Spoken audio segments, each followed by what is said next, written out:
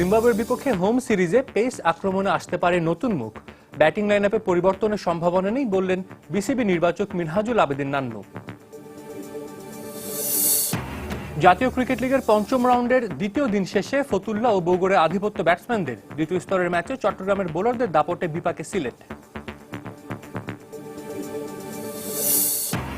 ভারতের মাটিতে স্বাগতিকদের হারিয়ে প্রথমবার ওয়ানডে সিরিজ জিতল দক্ষিণ আফ্রিকা। শেষ ওয়ানডেতে ধোনির দলকে 214 রানের বড় ব্যবধানে হারালো প্রোটিয়ারা। শেখ কামাল ক্লাব কাপে দুই মোহামেডানের লড়াইয়ে ঢাকা মোহামেডানের জয়। সেমিফাইনালে চট্টগ্রাম আবাহনীর মুখোমুখি স্পিনঘর বাজান মোহামেডানের প্রতিপক্ষ কলকাতা ইস্ট বেঙ্গল। এবং বাফুফে একাডেমি আন্তর্জাতিক মানের নয় বলেই সেখানে কোনো বিদেশি কোচ নিয়োগ দেওয়া সম্ভব হচ্ছে না। মান উন্নয়নে দ্রুতই পদক্ষেপ নেওয়া হবে বলে জানান বাফুফে সভাপতি।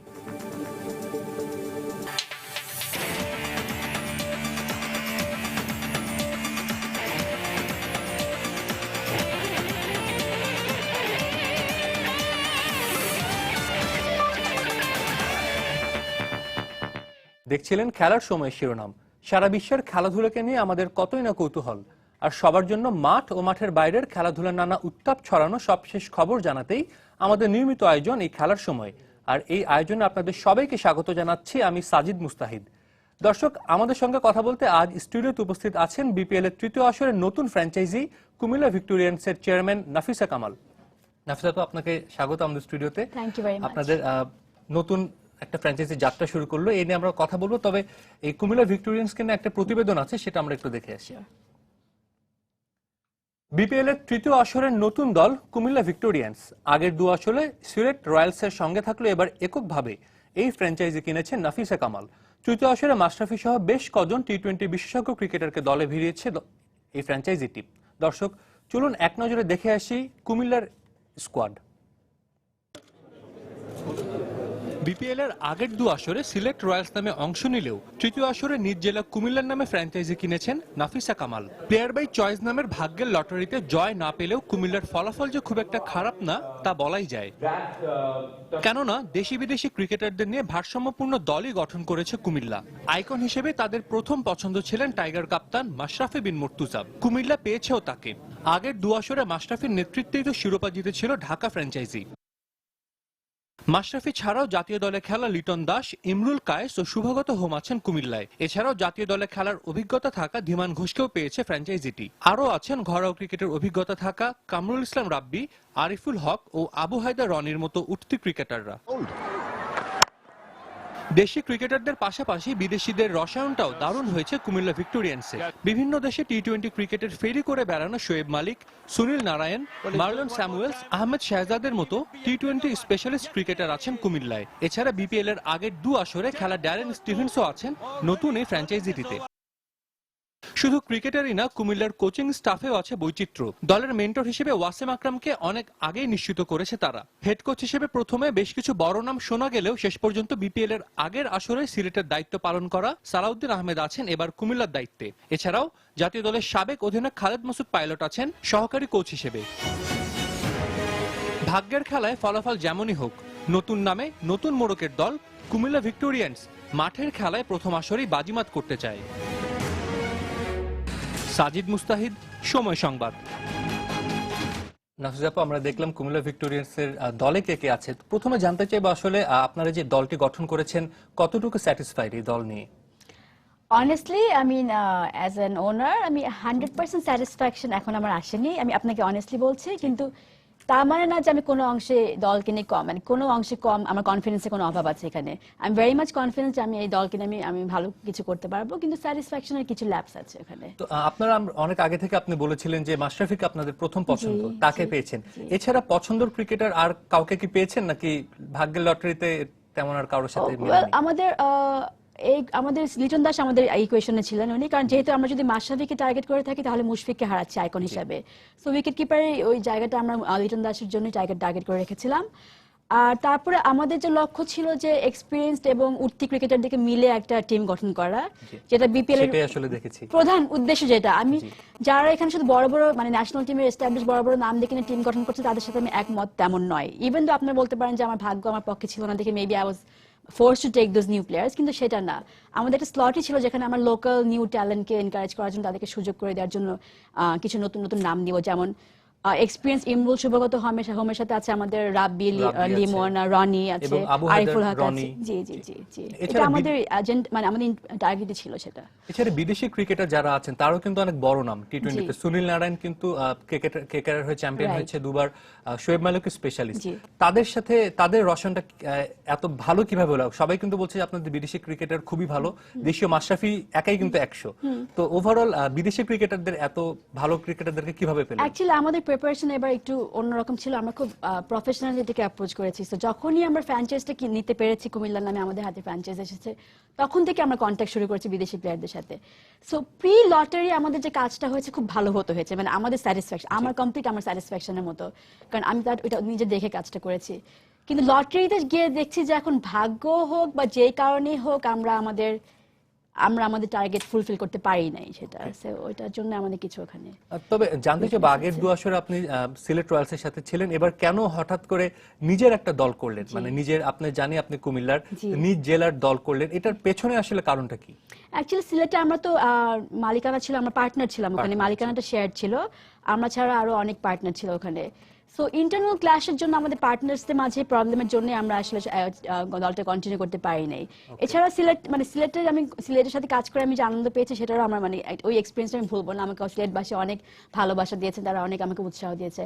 অ্যাজ অ্যান আউটসাইডার আমি তাদের যে টিমটা চালিয়েছি, কিন্তু জাস্ট ইন্টারনাল ক্ল্যাশের জন্যই আমরা এটা কন্টিনিউ করতে পারিনি। এবার আপনার অনেক প্ল্যান আছে নিশ্চয়ই, কুমিল্লা আপনার নিজের দল, নিজ এলাকার দল। প্ল্যানগুলো কি কি আসলে? শুধু বিপিএল এ পার্টিসিপেশনই নিশ্চয়ই আপনার শেষ না, এছাড়া আর কি কি পরিকল্পনা আপনার আছে? মানে বিপিএল মানে যে শুধু শিরোপা জয় বা একটি সিরিজ, একটি কাপের জন্য খেলা বা কাজ করা, এটাতে আমি একমত নই। আর যেহেতু আমি কুমিল্লার মেয়ে, আমার বাবা কুমিল্লার প্রতি বা কুমিল্লা ক্রিকেটের প্রতি তার যে অবদান রয়েছে, সেই সূত্র ধরে আমি কাজটা করছি এখানে। সো আই থিঙ্ক অনেকের থেকে আমার কাজটা ইজিয়ার হবে টু সাম এক্সটেন্ট কুমিল্লায় কিছু করতে পারা, কারণ যেহেতু আমার ওখানে অলরেডি একটা বেস তৈরি আছে। সো আমি এমন না যে আমি শুধু প্রতিশ্রুতি দিচ্ছি, আমাকে একটা চ্যানেলে বললো যে প্রতিশ্রুতি দিচ্ছি কিন্তু সেটা অ্যাকচুয়ালি ফুলফিল করবো নাকি কোনো সন্দেহ নেই এখানে, কারণ কুমিল্লাতে কাজ করা আমার জন্য অবশ্যই মানে এটা ন্যাচারাল একটা চয়েস। সো আমাদের ওখানে উদ্দেশ্য আছে অবশ্যই লোকাল ক্রিকেট ডেভেলপমেন্ট, যেটা আমাদের বিপিএল এর উদ্দেশ্য, ওখানে বড় বড় ক্রিকেটার বের করে নিয়ে আসা। তার জন্য যত সুযোগ সুবিধা, ট্রেনিং, গ্রাউন্ড ফ্যাসিলিটিস দরকার হবে, প্রয়োজন হবে, আমি সেই লক্ষ্যে কাজ করব।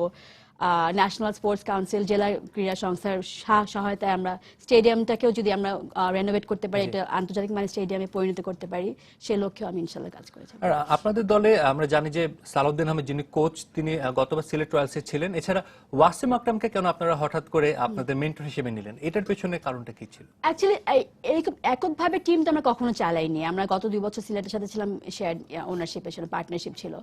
সো যেহেতু এটা আমাদের নিজস্ব টিম, আমাদের সব চিন্তাধারা, যত মানে এফার্ট, চিন্তা সব এই টিমের মধ্যে আমরা ঢালছি।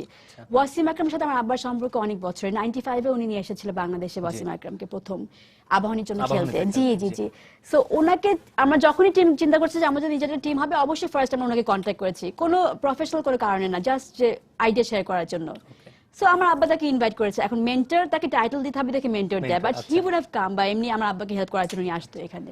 আপনার আব্বার কিন্তু বাংলাদেশের ক্রিকেটে অনেক বড় ভূমিকা আছে। উনি আবাহনী দিয়ে শুরু করে বিসিবি, আইসিসি তেও ছিলেন সর্বোচ্চ পদে। উনি আসলে, উনার কি রোল থাকছে যে উনি এত অভিজ্ঞ একজন ক্রিকেট সংগঠক, আপনাদের এই ফ্র্যাঞ্চাইজিতে উনার কোনো রোল থাকছে কিনা, বা থাকলেও সেটা আসলে কি? জি, উনি অবশ্যই আমাদের ফ্র্যাঞ্চাইজি, মানে উনি তো মূলত উনার ইনিশিয়েটিভে ফ্র্যাঞ্চাইজটা নিয়ে আমাদের, আর উনার এনকারেজমেন্টে, কিন্তু উনি আমাদের অ্যাডভাইজার হিসেবে আছে এখানে। বাট আমাদের উপরে উনি ছেড়ে দিয়েছে জিনিসটা, আমাদের উপর দায়িত্ব, আমার উপরে স্পেশালি দায়িত্ব দিয়েছেন যে উনি যে কাজটা করেছেন আমি যেন সেটা ওই কাজের ধারায় আমি এখন এটা আগাতে পারি, মানে কমপ্লিট করতে পারি ওনার যে। আর আপনার আগে 2 আসরে তো অনেক বিতর্ক হয়েছিল, তারপরও মানে আপনার আগের 2 আসরের অভিজ্ঞতা কেমন ছিল বিপিএল এর, এবং সেই তুলনায় এবার শুরু থেকে কোনো পরিবর্তন কি দেখছেন কিনা? শুরু থেকেই আগে গত 2 আসর, প্রথম আসরে কিন্তু একটা এক্সপেরিমেন্টাল ছিল, তখন ওইটাকে অ্যাকচুয়ালি আমরা কোনো মানে কোনো কিছু ভাবে কম্পেয়ার করতে পারি না, ওইটা সবকিছু ট্রায়াল এন্ড এরর ভাবে হয়েছে ওইটা।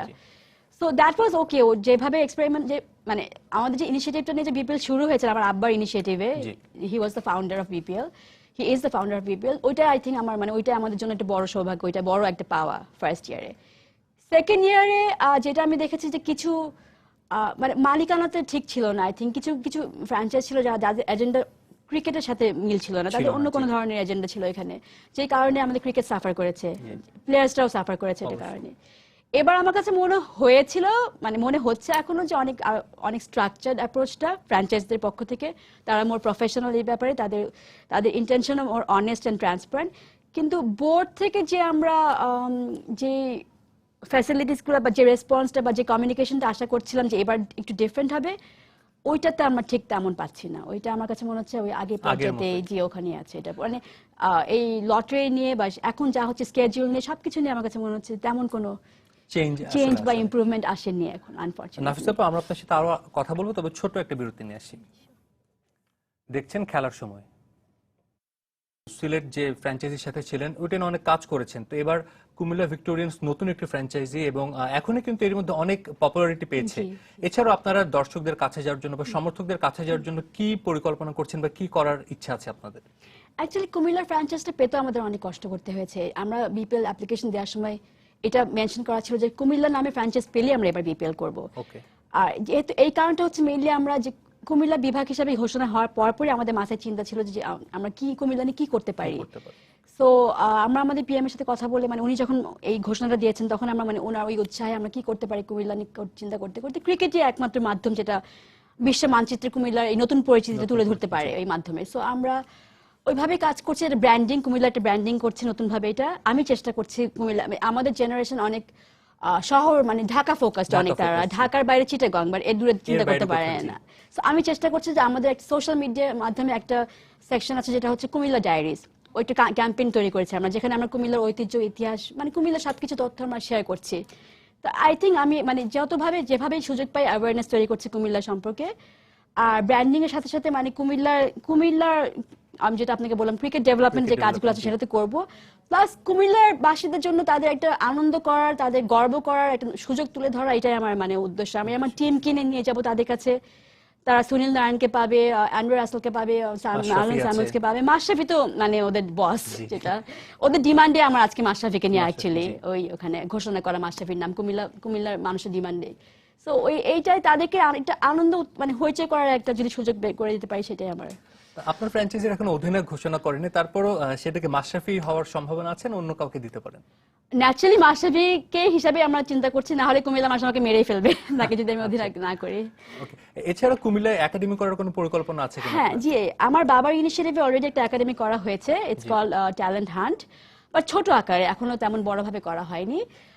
একা করা তো সম্ভব না, বেশি দূর আগানো সম্ভব না। সো আমি জেলা ক্রীড়া সংস্থার সাহায্যে আমি চাচ্ছি যে লোকাল ক্রিকেট ডেভেলপমেন্টের জন্য একটা মানে খুব উন্নত মানের একাডেমি করা, পাইলট ভাইয়ের সাহায্য আমি চেয়েছি, এবং অবশ্যই আমার স্থানীয় অর্গানাইজার এবং এক্স প্লেয়ারদের সাহায্য এখানে দরকার। আমি তাদেরকে রিকোয়েস্ট করেছি অলরেডি আজকে যে আমাকে তারা এগিয়ে এসে যেন আমাকে সাহায্য করে, যে এমন একটা একাডেমি করবো যেখানে কম্পিটিটিভ ক্রিকেট খেলার জন্য আজকাল যে ফ্যাসিলিটিস দরকার তা যেন থাকে, হ্যাঁ, ট্রেনিং গ্রাউন্ড, তারপরে সুযোগ সুবিধা যা দরকার, ফরেন কনসালটেন্ট নিয়ে আসা, ফরেন কোচ বা এক্স প্লেয়ারদেরকে নিয়ে এসে কনসালটেন্সি দেওয়ার একটা চিন্তা ভাবনা করছি আমরা। আর সিলেট রয়্যালসে যখন আপনারা ছিলেন, সিলেটের কিন্তু একটা থিম সং ছিল এবং সেটা কিন্তু সিলেটের স্থানীয় ভাষায় ছিল এবং বেশ দর্শক জনপ্রিয় হয়েছিল, গানটা সবাই পছন্দ করত।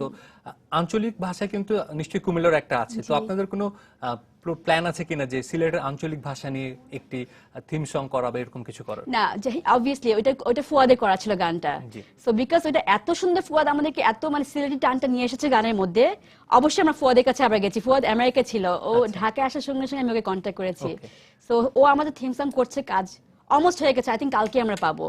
And I'm very confident যে এটা ওরকমই একটা আমাদের কুমিল্লার আঞ্চলিক কিছু টান নিয়ে এসে খুব ভালো একটা কাজ করবে এখানে। দেখছি যে আপনি কুমিল্লা ভিক্টোরিয়ান্স এর জার্সি পরে এসেছেন, তো এটা কি আপনাদের ফাইনাল জার্সি না আসলে জার্সি নিয়ে আপনারা কি করছেন? এটা আমাদের ফ্যান জার্সি, এটা ফ্যান জার্সির একটা ভার্সন, আমাদের তিনটা ভার্সন থাকবে। আচ্ছা, এটা অ্যাশ আর রেড আর সাদা আর একটা লাল থাকবে। আর প্লেয়ার জার্সিটার উপর আমরা এখনো কাজ করছি, মানে এটা কমপ্লিট টিম হলে আমরা এটা একটা বেটার একটা ইয়ে দিতে পারবো। মানে আনভেলিংটা কবে হতে পারে? আনভেলিংটা আমরা তাই বলছি, কমপ্লিট টিম হলে আমরা এটাকে বেটার ভাবে প্রেজেন্ট করতে পারবো ইনশাআল্লাহ। 17 নভেম্বর আমাদের টার্গেট আছে এটার জন্য। আর এছাড়া দলগুলো যে আমরা জানি যে বাংলাদেশের সাথে জিম্বাবুয়ের খেলা আছে, এরপর কিন্তু খুব একটা বেশি সময় নেই, মাত্র 5 বা 6 দিন আছে। তো আপনার কাছে কি এই সময়টুকু কি মানে যথার্থ বা যথেষ্ট মনে হচ্ছে কিনা যে প্লেয়াররা আসবে, কোচের সাথে একসাথে থাকবে কিছুদিন, তাদের কিন্তু একটা মানসিকভাবে একটা বিল্ড আপ করার একটা বিষয় থাকে, তো এটাকে যথেষ্ট মনে হচ্ছে নাকি আরো একটু বেশি সময় হলে ভালো হতো? অবশ্যই আরেকটু বেশি সময় হলে ভালো হতো, মানে এটা এই জিম্বাবুয়ে ট্যুরটা তো আনএক্সপেক্টেড ছিল, এটা হঠাৎ করে চলে আসলো এখানে, সো খুব রাশ হয়ে গেছে আমাদের জন্য। সো লটারিটা যদি একটু আগে দেওয়া আসা হতো, আর অলরেডি হয়েছে 26 থেকে 22, বাট তারপরে আর কিছুদিন আগে দেওয়া হতো, আর মানে যেহেতু হবে বিপিএল স্কেজুলটা একটু মানে ওইভাবেই করতে, এটা স্পেস করে হ্যাঁ করলে আই থিংক আমাদের জন্য এই সুবিধা হতো। নাফিসা আপু, জানতে চাইবো যে আপনাদের একটা যে ট্যাগলাইন যেটা উইন অর উইন, এটার আসলে করার কারণ কি, বা এটার আসলে মিনিংটা কি, আপনারা কি বুঝাতে যাচ্ছেন এই উইন অর উইন এই ট্যাগলাইন দিয়ে?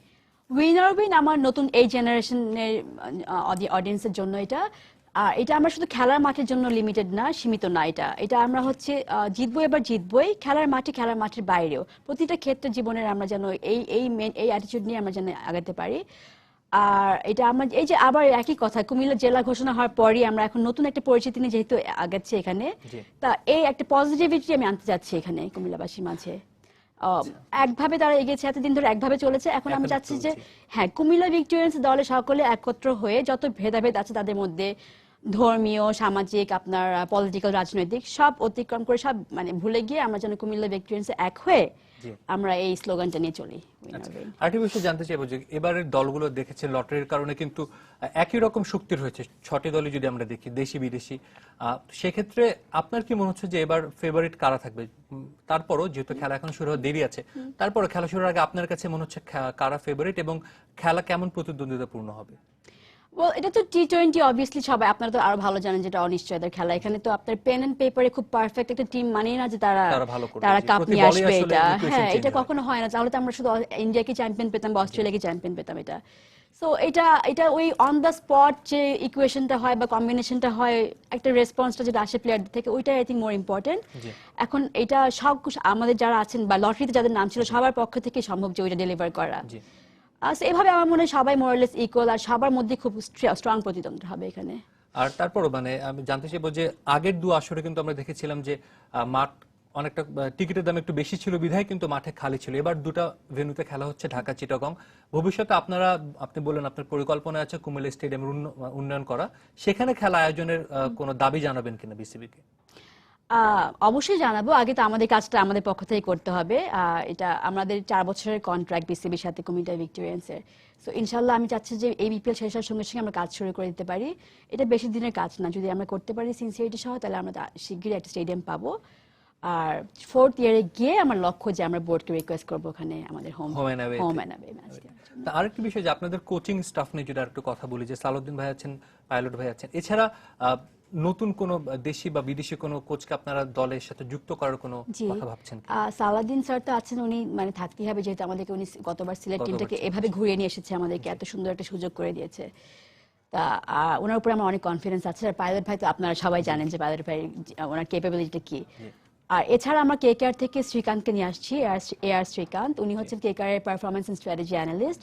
কেকেআর এর যে আজকে যে টার্ন অ্যারাউন্ডটা হয়েছে, প্রথম এডিশন অফ আইপিএল টু দেশ, এখন যে ওদের চ্যাম্পিয়নশিপ যেটা আছে, সো এটা ওর কন্ট্রিবিউশন মেইনলি। আপনার অকশন টেবিলে, আইপিএল এর অকশন টেবিলে, কেকেআর টেবিলে শ্রীকান্তকে দেখবেন সব কল করতে, so he is going to play a big role আমাদের এখানে, আমাদের এই data অ্যানালিসিসে।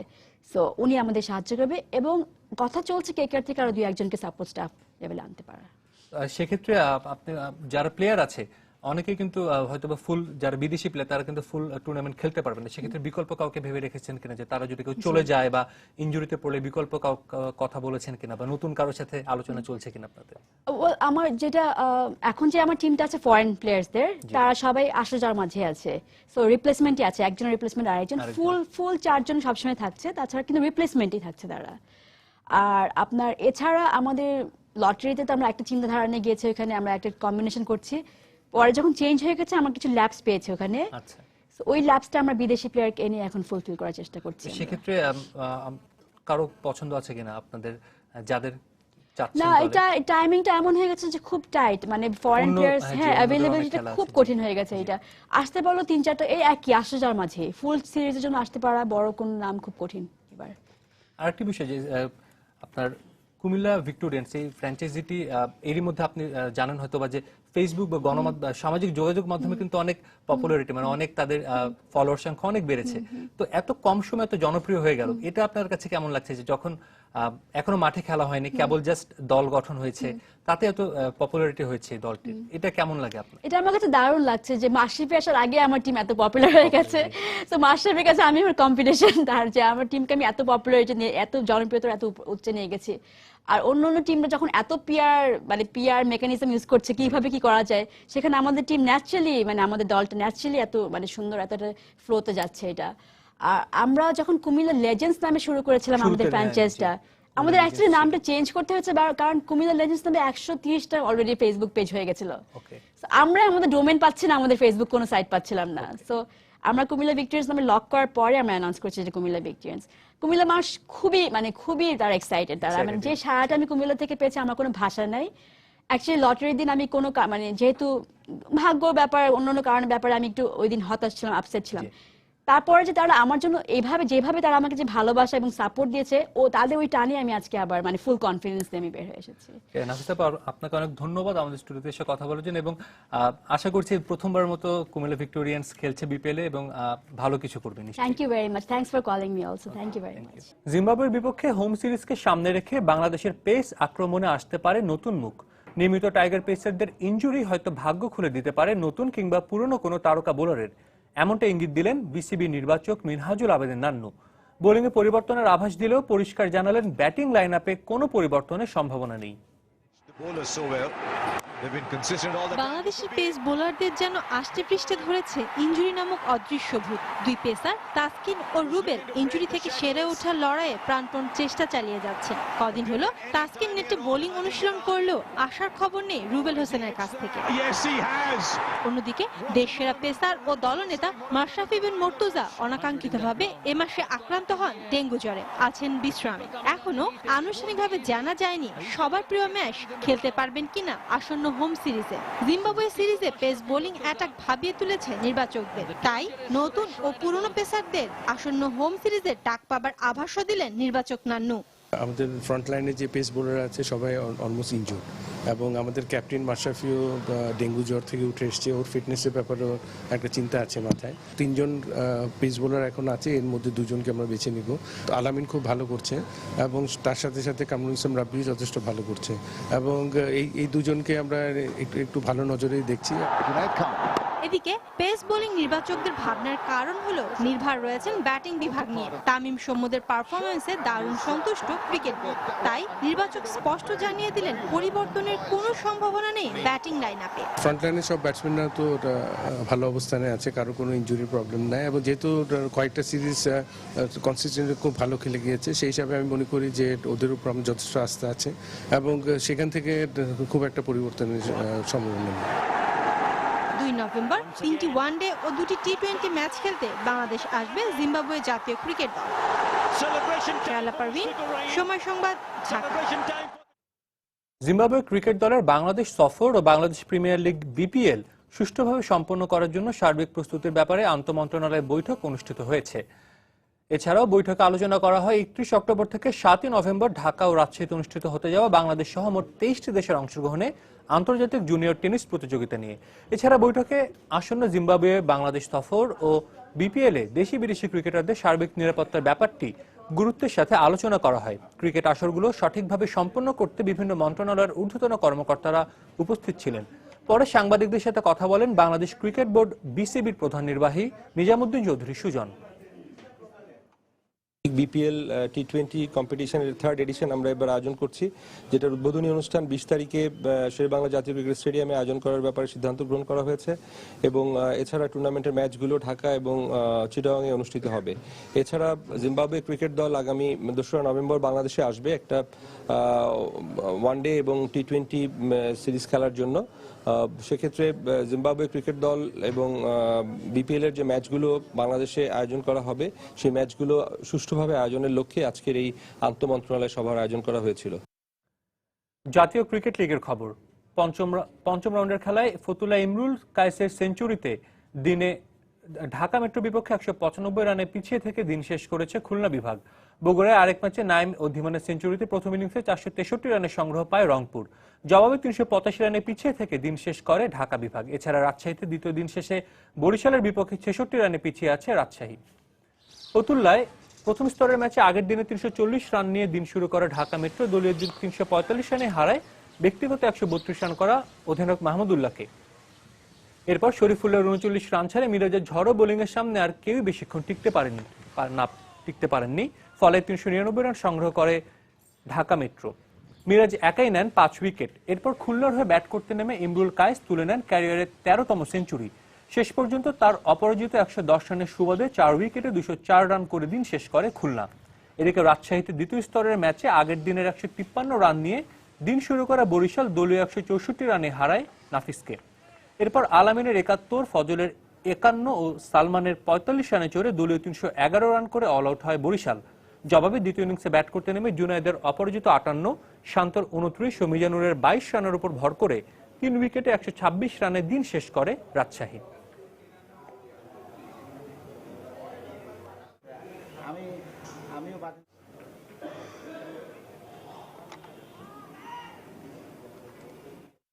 Sheikh Kamal club cup ফুটবলের খবর। সেমিফাইনালে ওঠার লড়াই জয়ী হয়েছে আফগান ক্লাব স্পিনঘর বাজান। গ্রুপে নিজেদের শেষ ম্যাচে শ্রীলঙ্কান ক্লাব সলিড এফসিকে 3-1 গোলে হারিয়েছে তারা। এই জয়ে 3 ম্যাচ শেষে 7 পয়েন্ট নিয়ে শীর্ষে থেকে সেমিতে পা রেখেছে আফগান জায়ান্টরা। আসলে শুরু থেকে প্রতিটি ম্যাচে দুর্দান্ত খেলেছে স্পিনঘর বাজান। সেমিতে উঠতে হলে এই ম্যাচে ড্র করলেই হতো তাদের। আর সলিড এফসির সামনে জয় ছাড়া ভিন্ন কোনো পথ ছিল না। সে লক্ষ্যে শুরু থেকেই আক্রমণাত্মক খেলে সলিড এফসি। 43 মিনিটে ওলেইমের দুর্দান্ত গোলে 1-0 লিড পায় তারা, কিন্তু এরপরে নিজেদের রক্ষণ সামলে গোল পরিশোধে একের পর এক আক্রমণ করে স্পিনঘরের ফরওয়ার্ডরা। 71 মিনিটে মুস্তফা আফসারের গোলে সমতা ফেরায় বাজান। এরপর 7 মিনিট পর বাজানকে 2-1 লিড উপহার দেয় রেজাল্লাহ ইয়ারি। পিছিয়ে পড়ে ম্যাচে ফিরতে বার কয়েক চেষ্টা করেও সফল হয়নি সলিড ফরওয়ার্ডরা। উল্টো 88 মিনিটে অধিনায়ক গোলাম হজরতের গোলে জয় নিয়ে মাঠ ছাড়ে স্পিনঘর বাজান।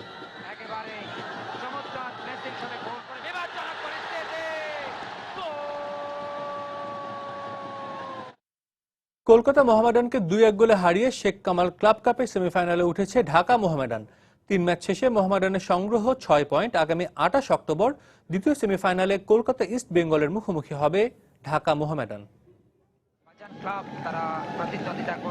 দুই বাংলার মোহামেডানের ঐতিহ্যের লড়াইয়ে শেষ হাসি হাসবে কে, ঢাকা মোহামেডান না কলকাতা মোহামেডান? এই নিয়ে টান টান উত্তেজনা ছিল দর্শকদের মাঝে।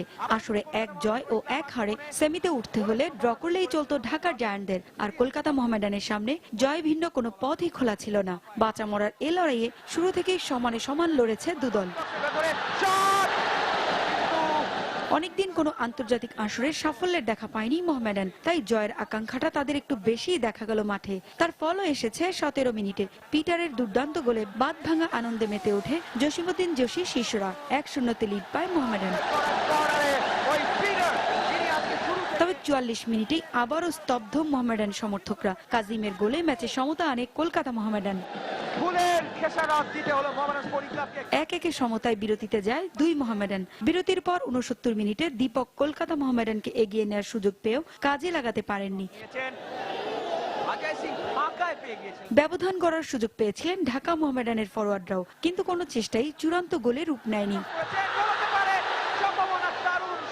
ম্যাচ যখন নিশ্চিত ড্রয়ের পথে, তখনই বাজিমাত করলেন প্রথম গোলের নায়ক সেই পিটার। শেষ বাঁশি বাজার কয়েক মিনিট আগে কলকাতা মোহামেডানের গোলরক্ষক বিল্লালের ভুলের সুযোগে গোল করে দলকে 2-1 এগিয়ে দেন তিনি। আর তাতেই আনন্দযজ্ঞে মেতে ওঠে ঢাকা মোহামেডান। দুর্দান্ত 2 গোলে ম্যাচ সেরার পুরস্কারও পেয়েছেন পিটার। আর হেরে এবারের মতো আসর থেকে বিদায় নিয়েছে কলকাতা মোহামেডান। পারভিন আক্তার, সময় সংবাদ। বাফুফে একাডেমি আন্তর্জাতিক মানের নয় বলেই সেখানে কোনো বিদেশি কোচ নিয়োগ দেওয়া সম্ভব হচ্ছে না, এমনটাই জানিয়েছেন বাংলাদেশ ফুটবল ফেডারেশনের সভাপতি কাজী সালাউদ্দিন। তবে একাডেমির মান উন্নয়নে দ্রুতই পদক্ষেপ নেওয়া হবে বলে জানান তিনি। এদিকে একাডেমিতে কোচ নিয়োগ না দিলেও যুব ফুটবলের জন্য স্প্যানিশ কোচ গঞ্জালো সানচেজ মরনোর সাথে 6 মাসের চুক্তি করেছে বাফুফে ভবনে আনুষ্ঠানিকভাবে এই চুক্তি স্বাক্ষরিত হয়। জাতীয় দলের জন্য ফুটবলারদের পাইপলাইন তৈরি করতে গেল বছরের নভেম্বরে বেশ ঘটা করেই সিলেট একাডেমির উদ্বোধন করেছিল বাফুফে। অনূর্ধ্ব 13 ও 16 বয়স ভিত্তিক 2টি দল নিয়ে যাত্রা শুরু করা এই একাডেমিতে খণ্ড খণ্ডভাবে প্রশিক্ষণ নিয়েছে অনূর্ধ্ব 12, 14 এবং 19 দলের ফুটবলারও। তবে বাস্তবতা হলো যাত্রার মাত্র 1 বছরের মধ্যেই মুখ থুবড়ে পড়েছে দেশের প্রথম এই ফুটবল একাডেমি। একাডেমির ফুটবলারদের জন্য নিশ্চিত করা হবে শিক্ষা ব্যবস্থা। আশ্বাস ছিল মানসম্মত খাবার কিংবা উন্নত প্রশিক্ষণে সবই থাকবে শিক্ষার্থীদের জন্য, কিন্তু সময় গড়ালেও এর কোনোটাই নিশ্চিত করতে পারেনি বাফুফে, যে বিষয়টি এবার নিজেই স্বীকার করলেন বাফুফে প্রধান। একাডেমির এখনো কিছু কিছু থাকার পরিবেশটা অ্যাবসলিউটলি ইউরোপিয়ান স্টাইল হয় না। যতক্ষণ ধরে পর্যন্ত না যাবো ততক্ষণ ধরে আবার কোচ আনলে আবার যদি প্রবলেম পড়েছে। সীমাবদ্ধতা থাকলেও এই একাডেমিতে থেকেই সাব চ্যাম্পিয়নশিপ জিতেছিল বাংলার কিশোররা, যে বিষয়টিকে অনুপ্রেরণা হিসেবে নিয়ে দ্রুতই একাডেমির মান উন্নয়নের আশ্বাস দিলেন কাজী সালাউদ্দিন। আমরা কিছু মেইনটেনেন্স কাজ আরম্ভ করেছি, প্লাস আমরা কিছু নেগোশিয়েট করছি। এই ডেভেলপমেন্ট কোচ এখানে কাজ করলে এর রেফারেন্সে এবং এইটাই অন্যরাও যখন জানবে যে কোচ এসে কাজ করছে, এটা আমাকে একটু সাহায্য করবে। এদিকে বাফুফে একাডেমির উন্নয়ন আশ্বাসের মধ্যে থাকলেও যুব দলের জন্য স্পেনিয়ার্ড গঞ্জালো সানচেজের সাথে 6 মাসের চুক্তি করেছে ফেডারেশন। আর চুক্তি সই করে নিজের লক্ষ্যের কথা জানালেন সাবেক এই বার্সা একাডেমি কোচ। ফুটবলারদের নিয়ে আমার বিশেষ একটি পরিকল্পনা আছে, তবে প্রথমে আমি তাদের অনুশীলনকে প্রাধান্য দিব, সেটার ফলাফল দেখে পরবর্তী পদক্ষেপ নেব। চুক্তির প্রথম 3 মাস অনূর্ধ্ব 16 এবং 18 দলকে নিয়ে 70টি সেশনে অনুশীলন করাবেন সানচেজ, আর বাকি সময় বাফুফে একাডেমিতে কাজ করার কথা রয়েছে এই স্প্যানিশের। এস এম ইকবাল, সময় সংবাদ, ঢাকা। ভারত দক্ষিণ আফ্রিকা ওয়ানডে সিরিজের খবর। প্রথমবারের মতো ভারতের মাটিতে ওয়ানডে সিরিজ জিতল দক্ষিণ আফ্রিকা। মুম্বাই সিরিজ নির্ধারণী পঞ্চম ওয়ানডেতে আগে ব্যাট করে ডিকক, ডুপ্লেসি ও ডিভিলিয়ার্সের সেঞ্চুরিতে ওয়ানডে ইতিহাসে তৃতীয় ও নিজেদের সর্বোচ্চ 438 রান করে প্রোটিয়ারা। জবাবে কাগিসো রাবাদার দুর্দান্ত বোলিংয়ে ভারত 224 রানে গুটিয়ে গেলে 214 রানের বড় জয় পায় দক্ষিণ আফ্রিকা। মুম্বাইয়ের ওয়াংখেড়ে স্টেডিয়ামে টস জিতে ব্যাট করতে নেমে দলীয় 33 রানে আমলাকে হারায় প্রোটিয়ারা। ব্যক্তিগত 23 রানে আউট হওয়ার আগে দ্রুততম 123 ইনিংসে 6000 রানের মাইলফলক স্পর্শ করেন হাশিম আমলা। তবে এরপর দক্ষিণ আফ্রিকার ব্যাটসম্যানদের ঝড়ো ব্যাটিংয়ে একরকম উড়ে যায় ভারত। ওয়ানডে ইতিহাসে দ্বিতীয়বারের মতো এক ইনিংসে 3 ব্যাটসম্যান তুলে নেন সেঞ্চুরি। ডিকক 109, ডুপ্লেসি 133 ও ডিভিলিয়ার্স 119 রান করেন। আর এই 3 জনের সেঞ্চুরিতে ভর করে ভারতের মাটিতে স্বাগতিকদের বিপক্ষে দলীয় সর্বোচ্চ এবং ওয়ানডে ইতিহাসে নিজেদের সর্বোচ্চ 438 রান করে প্রোটিয়ারা। জবাবে খুব একটা সুবিধা করতে পারেনি ভারত। নিয়মিত বিরতিতে উইকেট হারাতে থাকে ধোনির দল। কাগিসো রাবাদার দুর্দান্ত বোলিংয়ে শেষ পর্যন্ত 224 রানে অল আউট হয় টিম ইন্ডিয়া। ফলে ভারতের মাটিতে প্রথম সিরিজ জয় 7 পায় দক্ষিণ আফ্রিকা।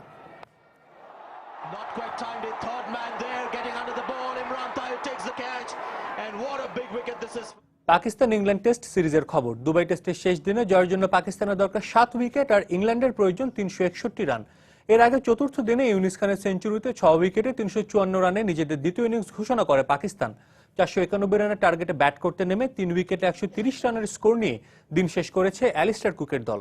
আগের দিনে 3 উইকেটে 222 রানের স্কোর নিয়ে চতুর্থ দিনের শুরুতে ব্যক্তিগত 27 রানে আউট হন পাকিস্তানের অধিনায়ক মিসবাউল হক। তবে এক প্রান্ত আগলে রেখে খেলে যান ইউনিস খান। ইংলিশ বোলারদের হতাশায় ডুবিয়ে ক্যারিয়ারের 21তম সেঞ্চুরি তুলে নিয়ে তিনি আউট হন 118 রানে। অন্যদিকে আসাদ শফিকে সাজঘরে ফেরেন 79 রানে। 490 রানের লিড নিয়ে নিজেদের দ্বিতীয় ইনিংস ঘোষণা করে পাকিস্তান।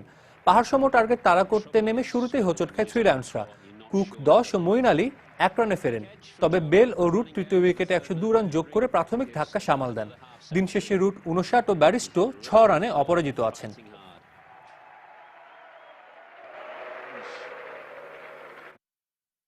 শুধু গ্যালারিতেই নয়, মাঠের বাইরে পেশাদার জীবনেও একটু অবসর পেলেই ভালোবাসার খেলা ক্রিকেট নিয়ে তাদের ভাবনা।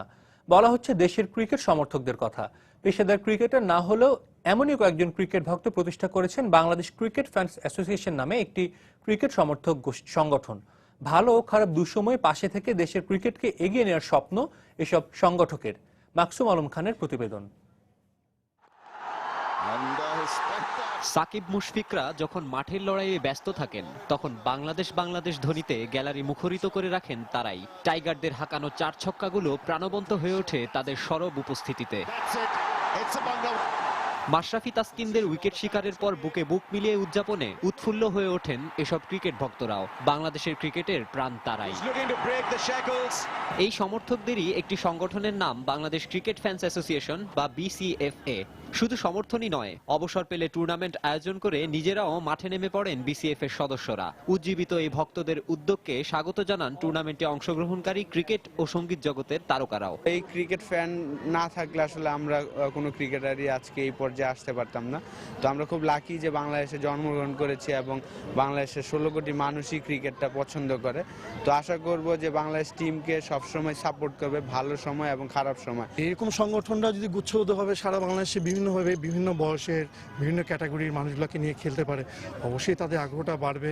কিন্তু তার থেকে বড় কথা হচ্ছে আমাদের যে সরকারিভাবে বা জাতীয়ভাবে আমাদের মানুষগুলোর জন্য খেলার মাঠ দিতে হবে। গেল এপ্রিল মে মাসে বাংলাদেশ পাকিস্তান সিরিজের সময়ই গড়ে তোলা হয় সংগঠনটি।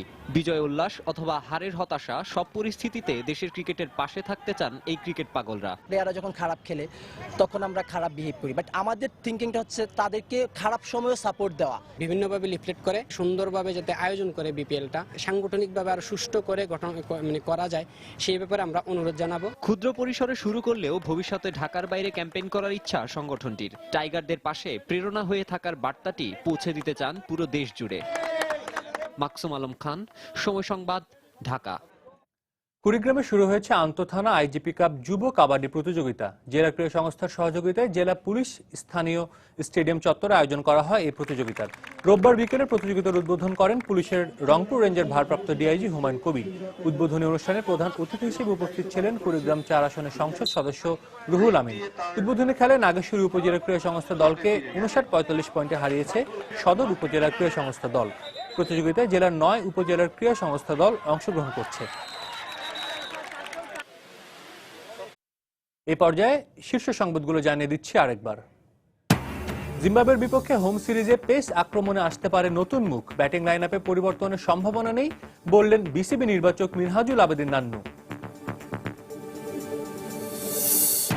জাতীয় ক্রিকেট লিগের 5ম রাউন্ডের দ্বিতীয় দিন শেষে ফতুল্লা ও বগুড়ে আধিপত্য ব্যাটসম্যানদের। দ্বিতীয় স্তরের ম্যাচে চট্টগ্রামের বোলারদের দাপটে বিপাকে সিলেট। ভারতের মাটিতে স্বাগতিকদের হারিয়ে প্রথমবার ওয়ানডে সিরিজ জিতল দক্ষিণ আফ্রিকা। শেষ ওয়ানডেতে ধোনির দলের বিপক্ষে 214 রানের জয় প্রোটিয়াদের। শেখ কামাল ক্লাব কাপে 2 মোহামেডানের লড়াইয়ে ঢাকা মোহামেডানের জয়। সেমিফাইনালে চট্টগ্রাম আবাহনীর মুখোমুখি স্পিনঘার বাজান মোহামেডানের প্রতিপক্ষ কলকাতা ইস্ট বেঙ্গল। এবং বাফুফে একাডেমি আন্তর্জাতিক মানের নয় বলেই সেখানে কোনো বিদেশি কোচ নিয়োগ দেওয়া সম্ভব হচ্ছে না। মান উন্নয়নে দ্রুতই পদক্ষেপ নেওয়া হবে বলে জানিয়েছেন বাফুফে সভাপতি।